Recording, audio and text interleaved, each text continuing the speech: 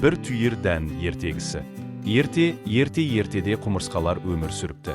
Көктем келді. Құмырсқалар жан-жақтан азық іздеп жүр. Мен үлкен дән тауып алдым. Тездетіп ұямызға апарайық. Дәнді ұясына кіргізе алмай әбден әуреленеді.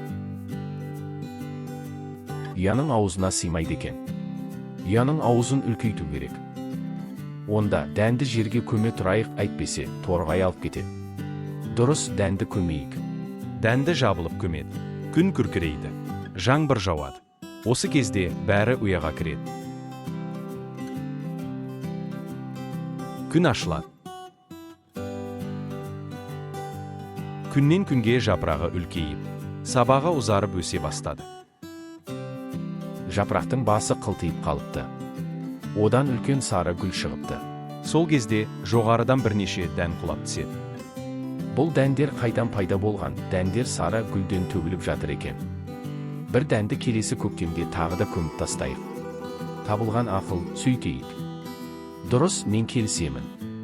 Ендеше дәндерді ұямызға тасып алайық. Иә, тасып алайық. Осымен ертегіміз аяқталды.